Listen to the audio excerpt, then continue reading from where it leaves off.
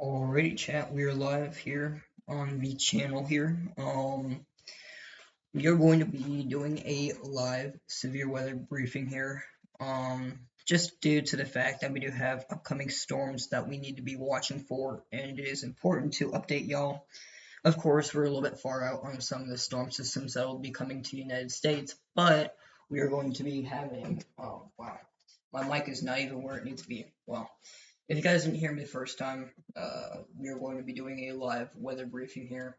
I just want to make sure y'all can hear me. Test, test, test. All right, good. All right, y'all can hear me very well, which is pretty good. Hopefully the stream delay is not too shabby for y'all. But got me a nice weather.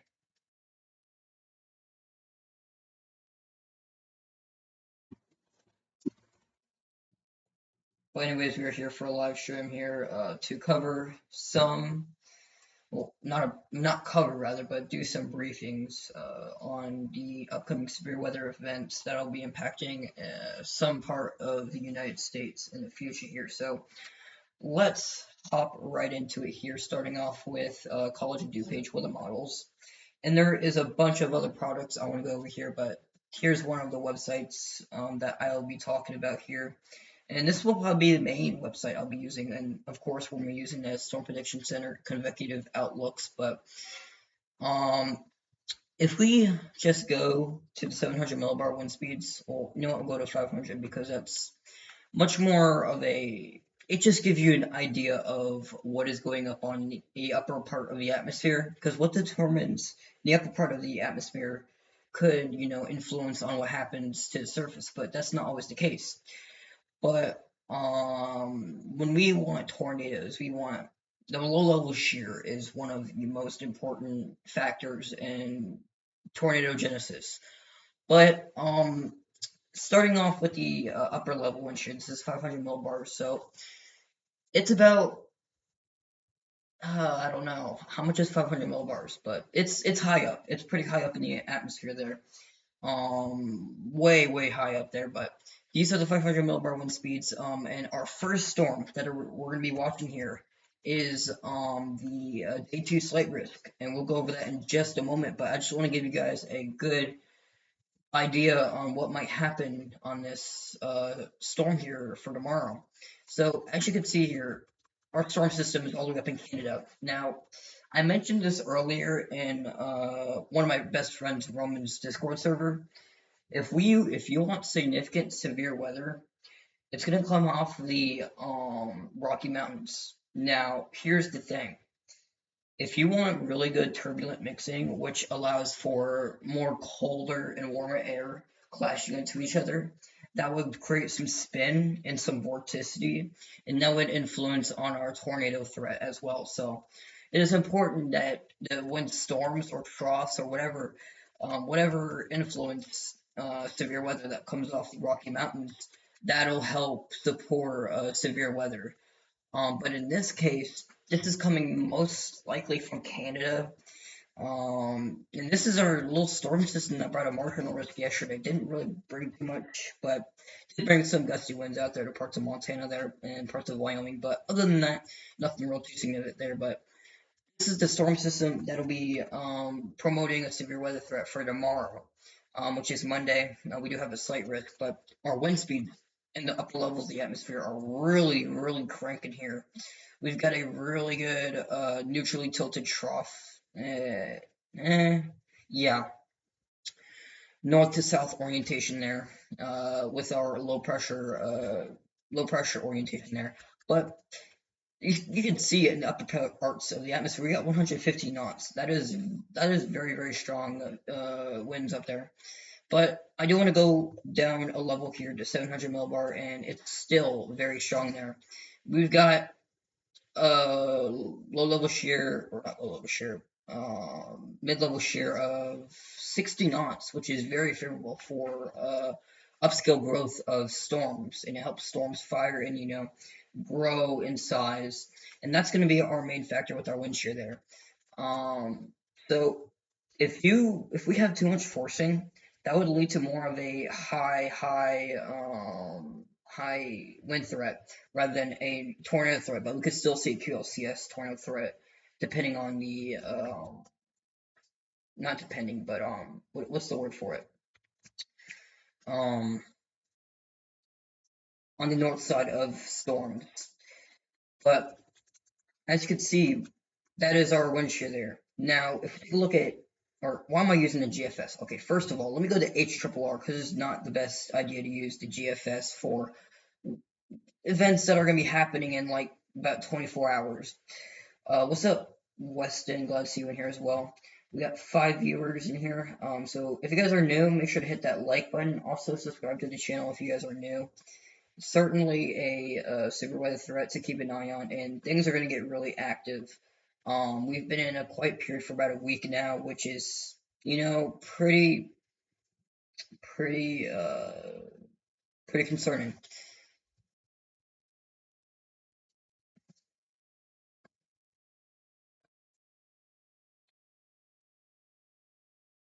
Okay, I want to do anywhere to the Mid-Atlantic here.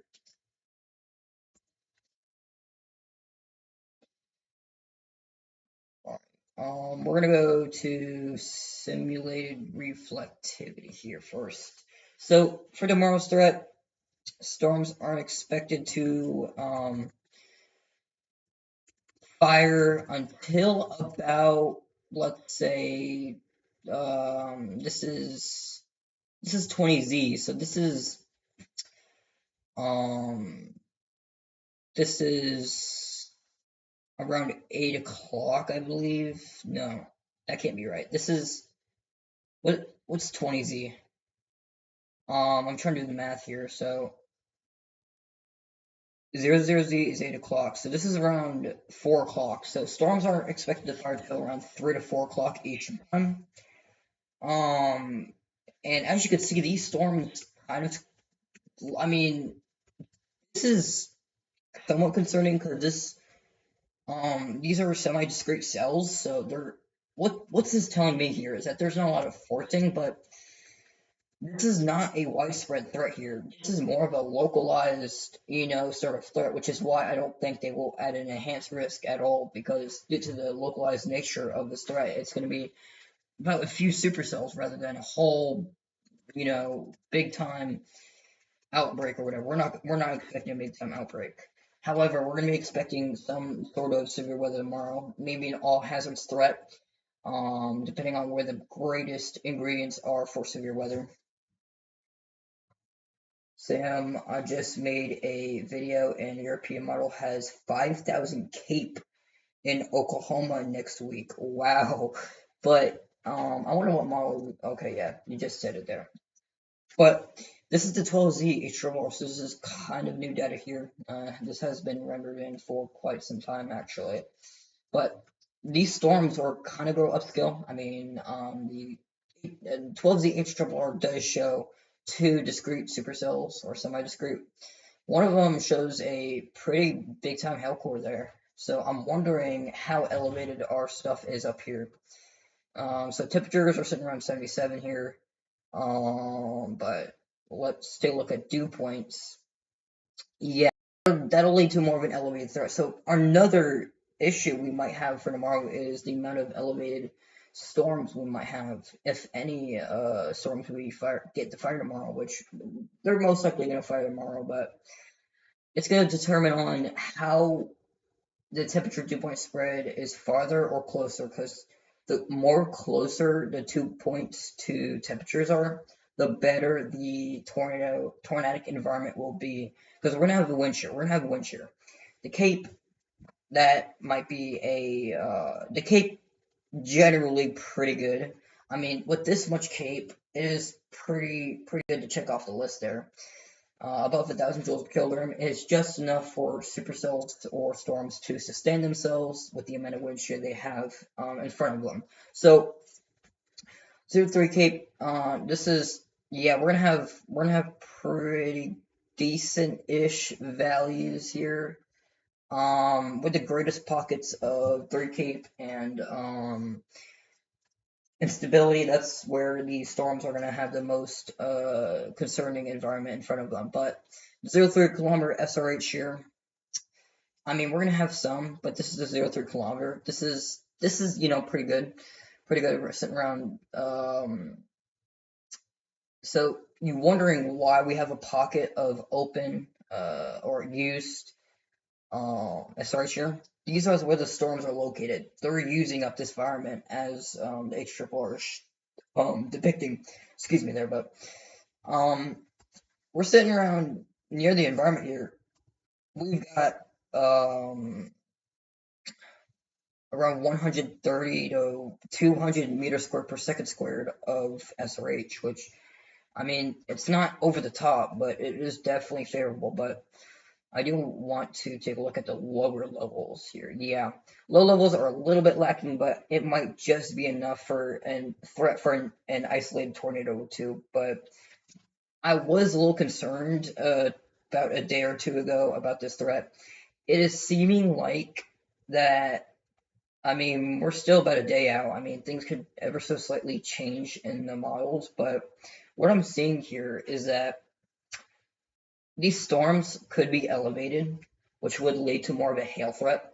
However, if we get a storm that could sustain a surface-based supercell with the temperatures and 2 points overlapping, like not overlapping, but being closer to each other, we could have a little bit of an issue. And also, storm mode might be another issue, but it doesn't seem like we're going to have a big time wind event. That's not what I'm really saying here. However, what I am saying is that we could have a threat for all hazards, basically. All hazards. So it is important to let you guys know on this.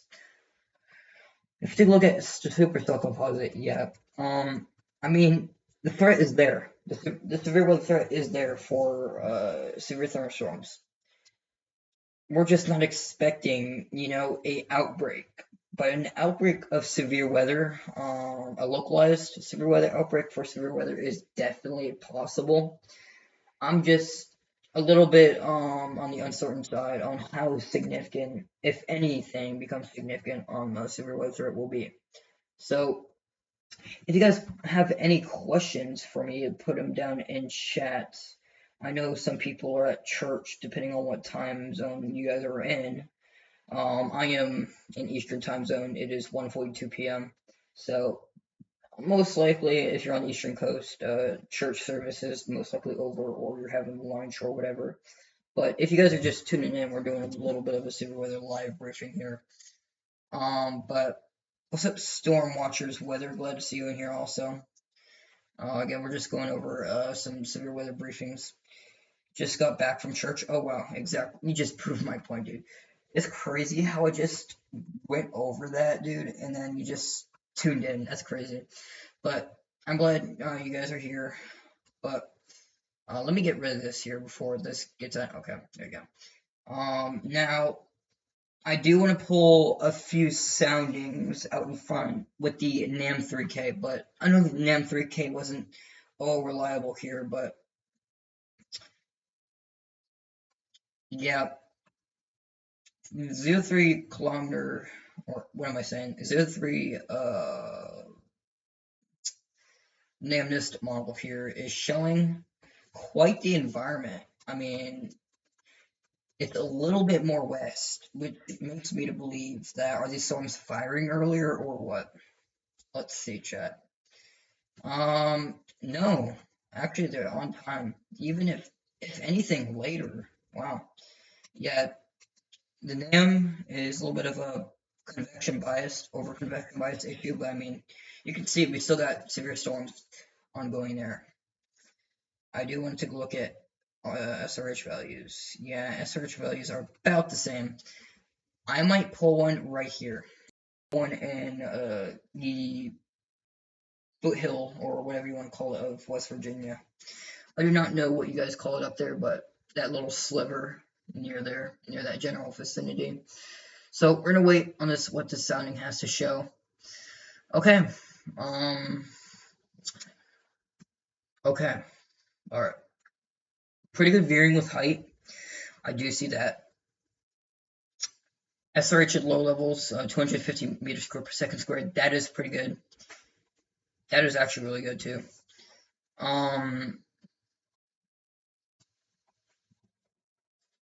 Actually, our shear in the upper levels are pretty good. The low levels are a little bit lacking, but it is decent. It's okay. It's okay. Lapse rate's a little bit of an issue, 5.8. You're not going to get any cells to sustain if you're going to have that low of lapse rates. 3 cape, I don't know what the heck's going on there. P-Watt, not really too good. Let's see. We got weak tornado potential hazard type. Storm Slinky is 63 degrees, which is not really that favorable for organized structure of storms. However, you could see a little bit of a hodo there. Not too large, but it's there. So I'm a little hesitant on the tornado threat. But man, we had a little bit of a warm nose too, which is somewhat notable there. Where I pulled the sounding is pretty good because the temperature dew point spread is 6 degrees, which is pretty good too.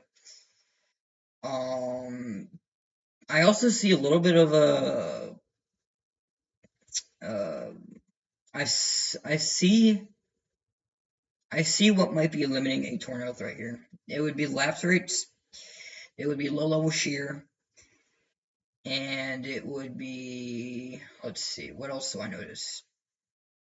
Cape. Where's Cape at? Wow, I pulled one in a bad environment, I think. Let me just go over to the best environment here. I think I pulled one in a bad environment. No, I mean, I might pull one in Ohio too. Yeah, I'm gonna pull one right here. I'm gonna pull one in like the Ohio-Kentucky border. See if we get a better sounding here.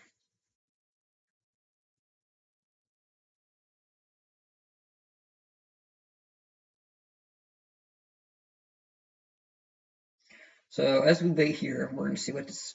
Okay, a little bit of a better. Wow, a lot better. A lot better. Wow. Yeah, we got a lot of a much better sounding here. Really better.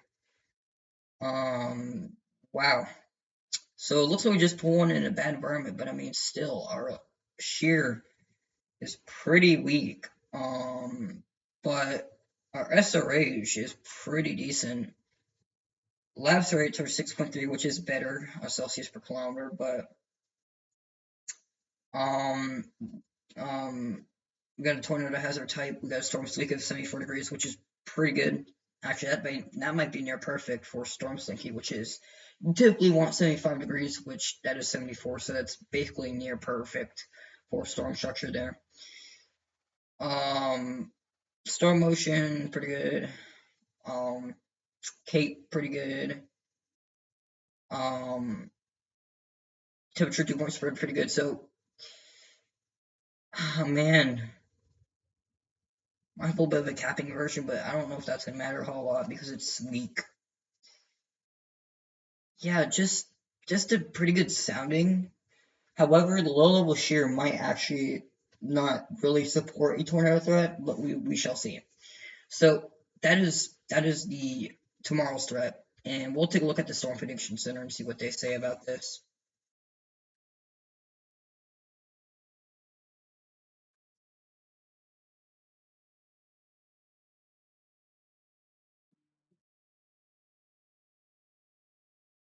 All right, so here's the Storm Prediction Center website. We do have a pretty decent sized slight risk stretching from south or northeastern Kentucky to southwestern Ohio or southeastern Ohio, going to a lot of West Virginia and going into southeast or southwestern Pennsylvania, and going into some sliver of northwestern Virginia and going into parts of western Maryland there. This covers around 10 million people almost, so that's pretty good population there. So that's a population of 10 million, which is almost incredibly insane there. They go on to say scattered to strong severe storms are possible Monday from mid-afternoon to mid-evening, blah, blah, blah. An upper level low will deepen from Lake Superior to the eastern Ontario Monday with an amplifying low level trough, or upper trough rather, and from the northern plains into the Ohio Valley late. At the surface, a cold front will extend south from Ontario low, affecting Ohio and Kentucky prior to 0 A narrow zone of mid to upper 50 dew points will spread northeastward ahead of the front with pockets of heating. This will lead to 1,000 to 1,500 joules per kilogram of mixed layer cake from Kentucky to West Virginia, with lower values across Ohio into western Pennsylvania. Gradual height falls along with increasing mid-level moisture will overspread the deer-only prepared boundary layer over Kentucky. Southern Ohio, West Virginia with scattered strong to severe storms developing late afternoon. Strong deep layer shield will favor cellular activity, with a couple of supercells possible. Despite the primary veered westerly flow, any rightward propagation off the hodograph will result in a favorable SRH, possibly supporting a brief tornado. Otherwise, hail is expected at its strongest course, with localized damaging winds. So it seems like hail might be the main threat here, but they're just keeping all hazards as a main threat here. Do want to see some here. All right, yeah, all hazards. But tomorrow is a slight risk, so not too concerning, but definitely a threat to actually keep an eye on and stay aware if you are under any other or any tornado warning or any alert that is that you should take seriously. If you're under any alert, any warning, you should take it seriously. Now, the active stretch of severe weather is upon us here. I do want to take a look at the GFS because that has rendered in about an hour or so. We got new data here from the GFS. We're going to take a look. We're going to take a look at the pattern here. So the 500 millibar wind speeds. All right, give me 1 second, chat. The 500 millibar wind speeds here are pretty good for tomorrow's threat. So upper level winds are really strong, but the low level winds aren't too favorable. But I mean, it's still there to support a couple of tornadoes. Now, going on to next week, right? So here we go here. So as we move in time here, this is Thursday. Now, if we take a look at the Storm Prediction Center website here, you could see we do have a day 5 slight risk for parts of Nebraska, eastern Nebraska, going to western Iowa, northern Missouri, and an extreme sliver of northeastern Kansas. That is for what day is this? I forgot. This is Thursday. All right, so we're gonna go to Thursday here.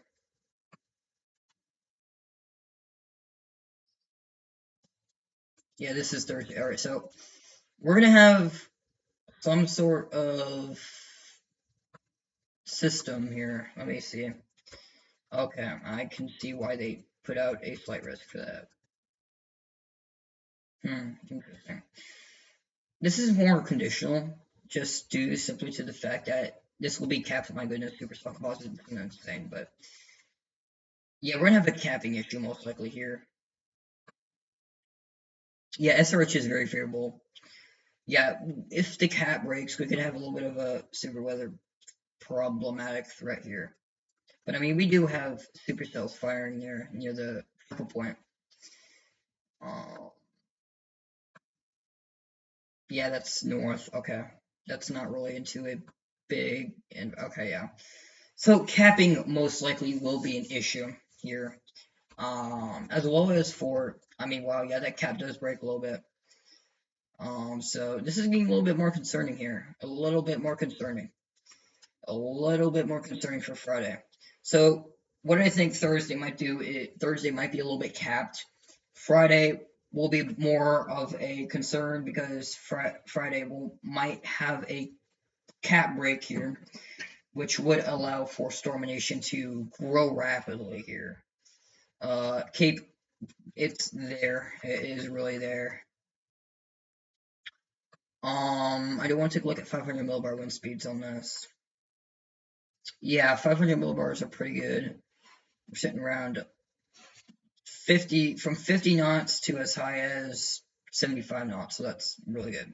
700 millibar wind speeds, 65 knots, which is pretty good, from anywhere from 45 to 60 knots. Even 65 knots is really, really favorable.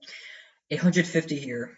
Now, wow, yeah, we're having a very favorable wind thermodynamics. Yeah, as high as 50 knots. So very favorable, I shall say.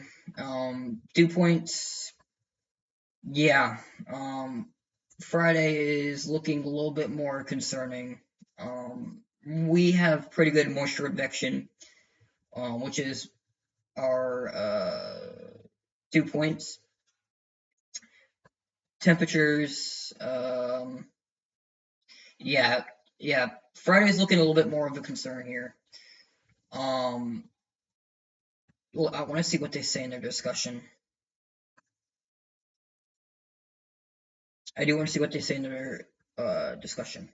Guidance has converged into a signal of severe storm threat centered on Thursday evening and as a deep surface cyclone becomes established in the Kansas vicinity. Downstream of a long wave trough in the west, an enriching low-level moisture plume will vect nearly due north from the western Gulf towards the lower Mississippi, or Missouri Valley rather.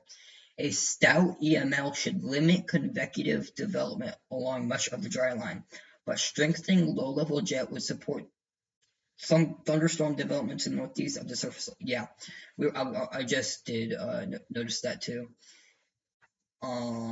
Strong deep layer shear. A rather broad swath of 50 knot, 500 millibar southwesterlies appears likely to become established from the southern high plains to the Great Lakes, downstream of a broad trough in the southwest and a separate northern stream wave around northern Ontario. While a deep cyclone over Kansas vicinity will weaken, it should track towards its central Great Lakes. In response to the northern wave along its trailing cold front, extensive thunderstorm development is anticipated Friday afternoon into the evening. Given a forementioned strong mid-level flow, a broad quarter of severe weather threat is warranted. I do want to take a look at some here.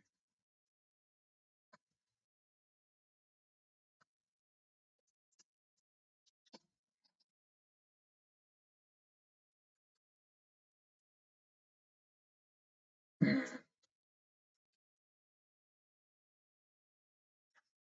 Wow.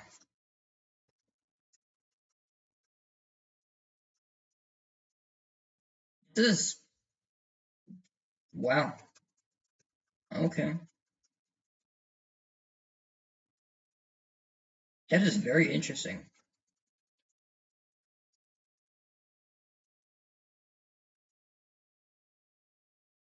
Okay. I don't want to look at GFS ensembles here.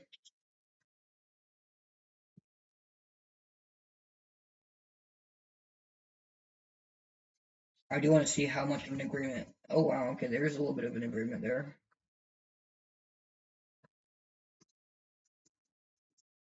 Yeah, yeah. I mean, a little bit of an agreement. Yeah, definitely an active pattern is upon us here.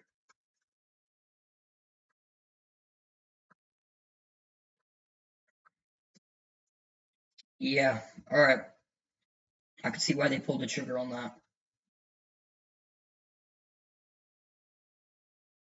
I do understand why they did pull the trigger on the 15%. Okay. What does CSU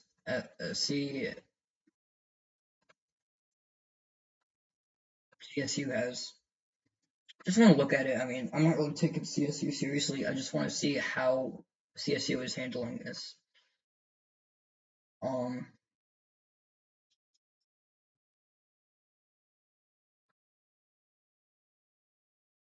okay, no, that's not the right date. What date is this, chat? This is 2025.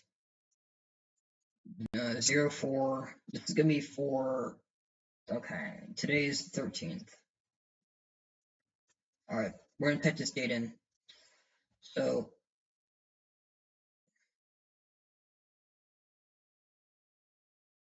okay, this is day 2. Okay, yeah, CSU is not really being bullish on tomorrow, which is good. Day 5, however, okay, somewhat reasonable. Definitely larger slight risk. Don't take CSU seriously. I mean, this is similar to NatoCast, but CSU does other products as well. I'm just looking at it just to see what CSU has. Yeah, same general agreement there. CSU is a little bit larger, but CSU is not being aggressive yet. But um, definitely concerned about Friday. I mean, we're still far out. Things will change. So yeah, what is European have for this?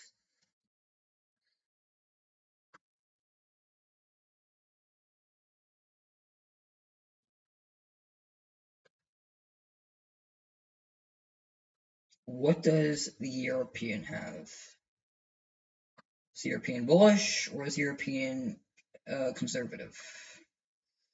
All right. Okay. Okay, we don't have the 12 euro yet, but okay, this is for Saturday. Okay, we're in range. We're in range here. Okay, this is for Friday. We're at 18Z. Take a look at dew points. Okay. Okay. Okay. A little bit more west. I do know, or a little bit more east. I do notice that. I do notice that there. Okay. Okay. Same general agreement, I see. All right. Yeah. European is the same general agreement there. Okay. So if you guys have any questions, put them down in chat. I'll be happy to help answer them as best as I possibly can.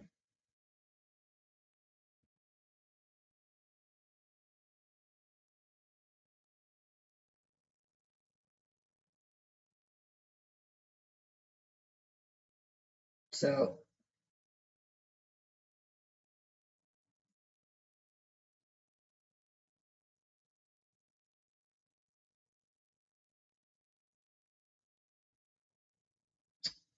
but yeah, we basically went over the general pattern for the next few days here, or week rather, for an active stretch for severe weather expected or not expected, possibly to return, because the general pattern supports it. Oh, I forgot. I forgot to show y'all my most important product to show y'all here. NIU.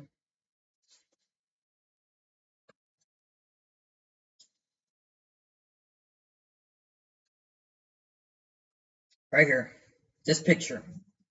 This shows you all of the GEFS ensembles put on a graph, and it determines the certainty as well as the aggressiveness of all of the European model or GFS ensembles onto the graph.